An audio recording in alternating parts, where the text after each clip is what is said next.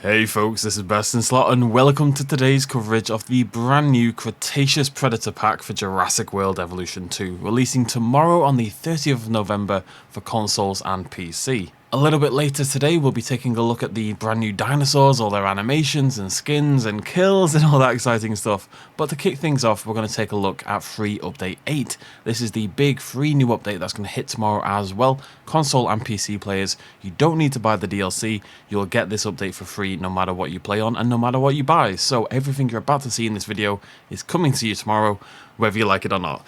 Let's get started. We're going to kick things off with the brand new decorations, 3 new styles of flag and 3 new flag designs. You're seeing here Jurassic World, the Jurassic Park Classic and the DFW version, and you'll see the design of the flag itself is brand new as well. This is one now advertising the log viewing gallery that was added in the last major patch.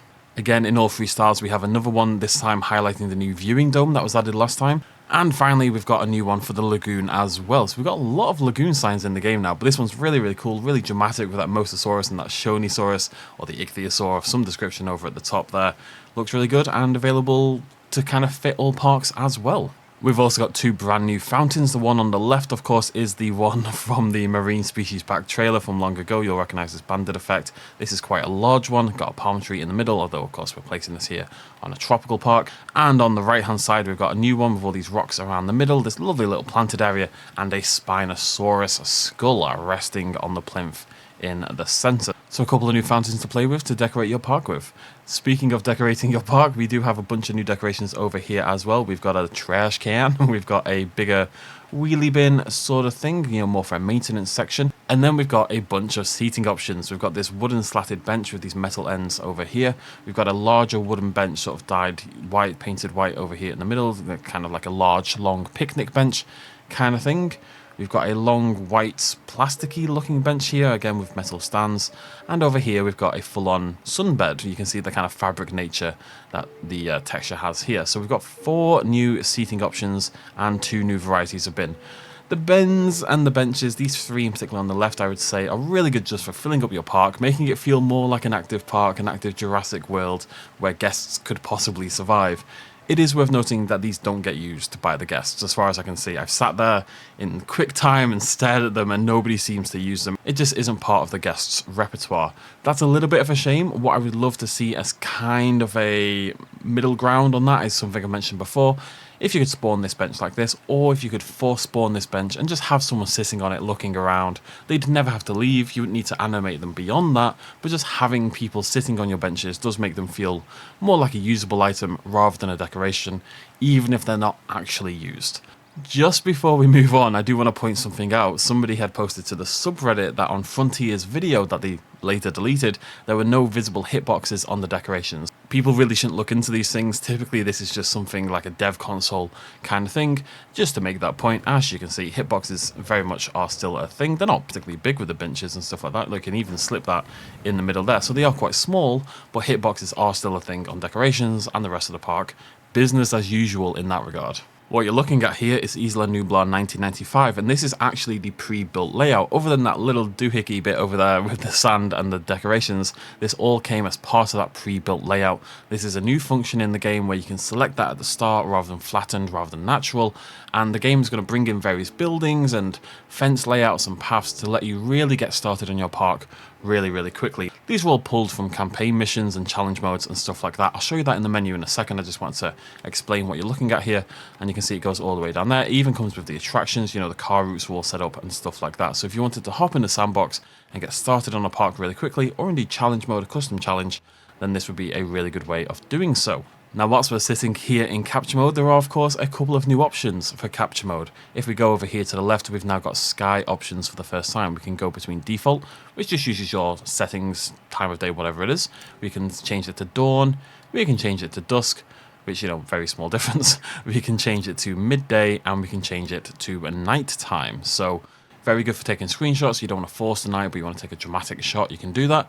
But even more exciting for me personally, we can now change the weather. So we've got light rain, we've got overcast, and we've got rain storm. It takes a little bit of time. As you can see, it says weather override pending, but you just click that and then suddenly you can force yourself a lovely dramatic rainstorm, and it'll affect things, and you can see the trees are blowing, things are getting wet. You know, it's like there is actually a rainstorm occurring. You can see the windscreen wipers there on the car are going bonkers, as you would expect. It's dramatic and dark and blustery and stormy. But if I hop out of capture mode and give it just a second, as you'll see, the rain stops absolutely immediately. It's purely visual, it's purely cosmetic, doesn't make a difference to your park, won't make a difference to your dinosaurs or your guests. Very, very cool for taking screenshots, it must be said. Very, very, very good for taking screenshots. Next up, we have probably one of the biggest changes for a lot of people, the new automatic hatcheries, a really cool way to sustain a park, sustain a Site B with very little input from yourself. So you can see now we've got synthesized dinosaur, but we also have automate bay. We're going to click that, and we're going to go up to our Gallimimus, begins with a G, I know the alphabet, I do, there it is. Now the only thing about this, I will say, you can't choose the cosmetic. It's going to be random every single time. That itself sounds quite exciting, it's just I'd like to have both options. Either way, we can click the begin automation button, boop, and as you can see, we can set a target population and a release type. So this goes from 1 all the way up to 30. It does depend on the type of creature, because I've done other ones and they had a population limit of 20. If we scroll to, let's say, check out our Giga, and we do the same thing, we can see the population limit's at 5. It seems each type of dinosaur has been given a maximum population limit. So we're going to pick the Gallimimus, we're going to pick 6, sure, and you can see release type gate auto. So you've got gate auto, you've got airlift auto, so your dinosaurs will be airlifted in rather than using the hatchery. Maybe better for a Site B park, I guess. You could hide the hatchery further away, or you can do it manually instead, which queues up the dinosaurs, but you then still have to release them yourselves. That seems a bit pointless to me. So we're going to set population 6 auto. And as you can see, the Gallimimus starts incubating. Let's speed that up. We've got this lovely green bar goes along, and then as it hits 0, the Gallimimus gets released. And now it will only release 1 at a time, as you can see. So it's going to do 1 by 1 by 1. Doesn't release the first batch of 6, but you can see already different random skin colors. They're not the same between each other. We've got this green one over here, and then over here we've got this sort of pale, creamy sort of colored one. Now let's get all 6 of these out. So as you can see, in this paddock over here, we now have 6 Gallimimus, and if we head over to the hatchery, it says awaiting population drop. So until one of those 6 Gallimimus dies, it's not going to release any more Gallimimus. However, the way this works is really interesting. If we come over here, you'll see I've got tons of Gallimimus in this exhibit. We've got 1, 2, 3, 4, 5, 6, 7, 8, 9, 10 Gallimimus in this exhibit.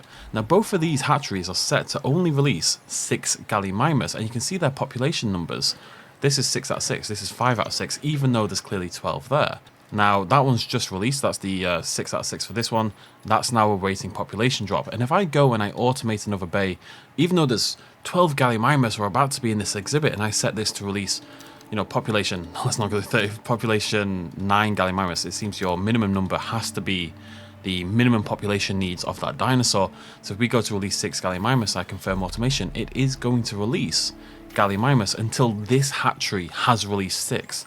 Now if one of the Gallimimus from this hatchery then ended up dying, it would then go and release another one. So you actually have a lot of control, and if you wanted, you could maintain like 180 Gallimimus or something like that, and if one died, then this specific hatchery, of course, would release another one.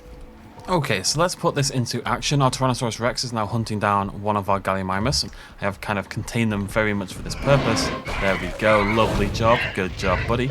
We should see in this hatchery over here any second now a replacement Gallimimus arrive. We have a dead dinosaur, let's see what happens.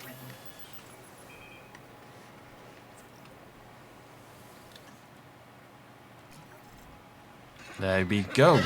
Takes a couple of seconds and out pops a replacement Gallimimus. So our Rex never has to starve, it can hunt for its food and it requires no extra effort from you, which I think is a really, really cool system. Whilst we're here and getting ourselves some new dinosaurs, maybe you want to automate something else. You want to automate, let's say you want to automate Utyrannus. We now have a new search function up here, so we can type UC, and there you go, there's your Utyrannus. Just a speedier way to find the dinosaur. If you've got a specific one in mind, new search filter, use that, type the dinosaur you want, easy peasy. So as mentioned earlier, there's new pre-built levels available. If we come over here to our custom challenge mode and we go to our level select, we can go to the left here and we've now got pre-built levels. There's 13 of these available in the game. Not quite all 19 levels have some of these, but 13 out of 19 is still a pretty good ratio. And you've got all these options. I'm just going to go through those nice and quick so you can see which ones will be available to you. Also here in challenge mode, we have the new Digsite Randomisation feature brought over from Evolution 1. This just randomizes at least partially the order you're going to unlock various dig sites, either in challenge mode or in sandbox mode if you turn that option on for sandbox.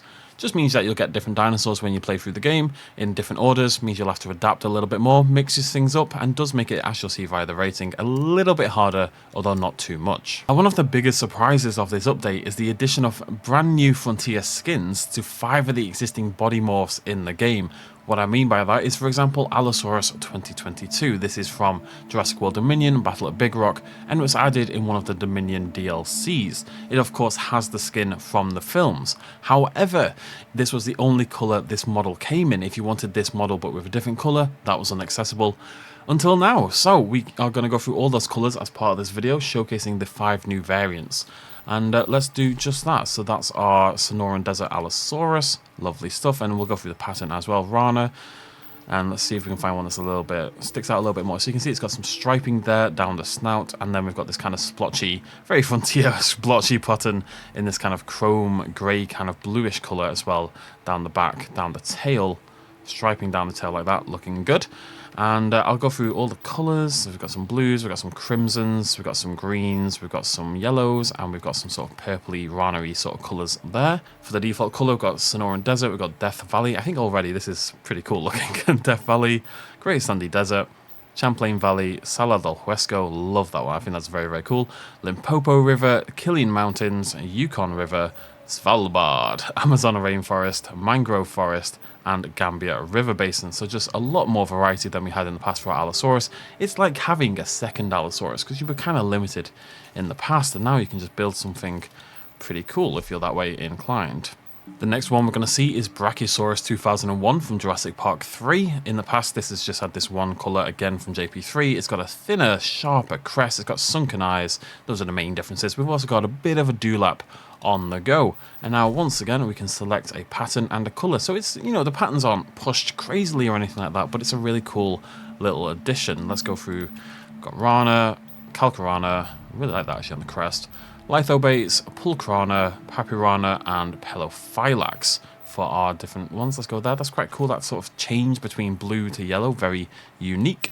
And we've got Sonoran Desert, Death Valley, Great Sandy Desert, Champlain Valley, Sala del Huesco, Limpopo River, Killeen Mountains, Yukon River, Svalbard, every time, Amazon Rainforest, Mangrove Forest, and Gambia River Basin. So again, just a nice dose of variety. Why not? You know, that's pretty unique looking for a brachie, for a sauropod as well, to have this much colour on the back. I think is pretty cool. Our final of the dinosaurs for these 5 is the Stegosaurus, this time from 1997, The Lost World Jurassic Park. So this is what it looked like in the past. Really nice, ripped straight from the film, looks beautiful, nice high tail, really nice coloration, a little bit softer, I would say, than the Jurassic World variant, as you can see. And now we've got some brand new skin colours. So we've got Rana, we've got Calcarana, Lithobates, Pulcrana, Papyrana, and Pelophylax. A really nice collection there. I really like Lithobates, I think. And for the skins, we've got Sonoran Desert, Death Valley, Great Sandy Desert, Champlain Valley, Sala del Huesco, Limpopo River, Killeen Mountains, Yukon River, Svalbard, which is a pretty cool combination actually, Amazon Rainforest, Mangrove Forest, which I really like as well, and the Gambia River Basin. So that is your new set of Stegosaurus 1997 skins.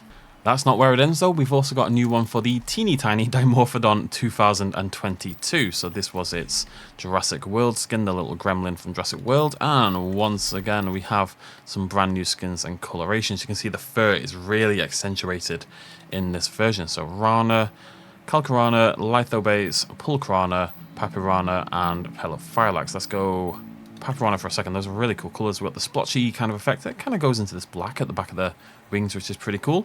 And then we've got some striping there down the snout. And then skin colours, Sonoran Desert, Death Valley, Great Sandy Desert, Champlain Valley, Sala del Huesco, Limpopo River, Killeen Mountains, Yukon River, Svalbard, Amazon Rainforest, Mangrove Forest, and Gambia River Basin. This one in particular, that is a wild looking Dimorphodon. And finally, and perhaps most excitingly, Pteranodon 2001 from Jurassic Park 3, the big one that got resized fairly recently. You know, it already looked fantastic with its Jurassic Park 3 skin, as you can see. Really lovely details on there, but it's got a brand new Frontier skin as well, which we will now showcase. So there you go with Sonoran and Rana. Calcarano showcases the pattern on the wings really well, this kind of flame effect that goes along there. Lithobates, Pulcrana, Papyrana, and Pelophylax. We're going to rock the Calcarana. You can see it changes as well on the crest, not just the wings. Lovely drop of colour there. Beautiful colours on Papyrana, actually. Let's rock Papyrana.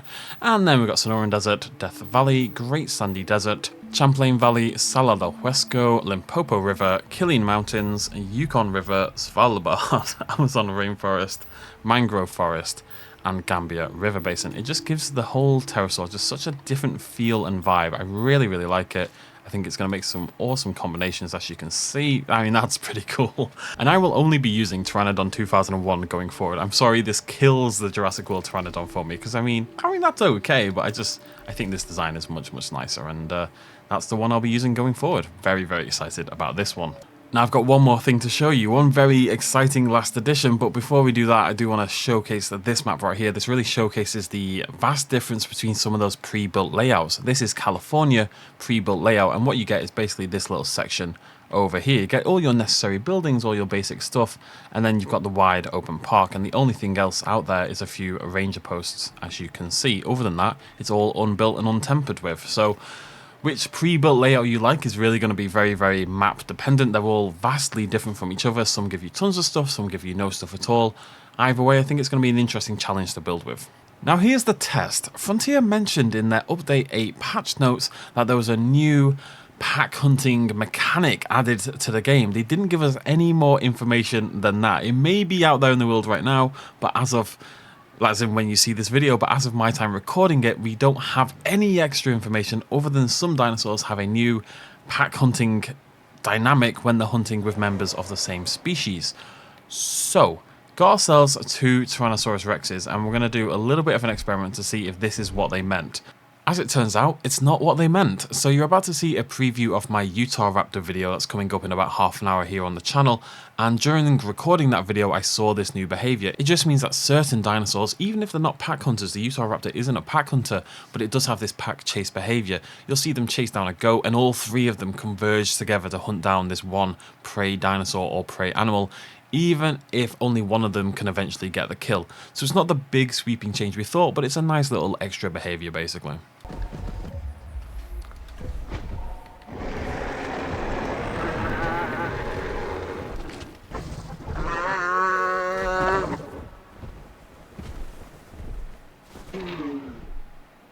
Speaking of not knowing, there was one other change which we didn't really get any information about. We just got a screenshot, and that's this one right here. We are here in our ranger team, and I believe the change, now I already had a mod installed which gave me this, which is why I was confused last time around, but I believe the change is that your ranger teams can now drive straight through the tour gates like so. I believe before this patch, before update 8, that wasn't possible. They wouldn't open for the ranger teams, and now they will. I believe that's the case. This is, again, is one we'll have to confirm when more information comes out, but I'm pretty sure that's what's going on here. And thank you for the people in the comment section of the last video when this got revealed who gave me this information. And that is it, folks. We've got new decorations, we've got a new filter in the genome thingamajiggy, we've got pre-built layouts, we've got capture mode changes, 5 new frontier skins for the dinosaur variants, species unlock shuffling, automated hatcheries, and pack chase behavior, whatever the heck that is, and a little change as well to the tour gates, as we've seen. A big chunky update. Let me know down below which aspect of this update you're most excited about, and come back in half an hour or so for the first of our 4 dinosaur showcases, and then of course a pack chase behavior showcase a little bit later on, which I will record today. Very exciting stuff, and yeah, very excited about the variants, the decorations, and the automated hatcheries in particular. I think those are really, really cool changes.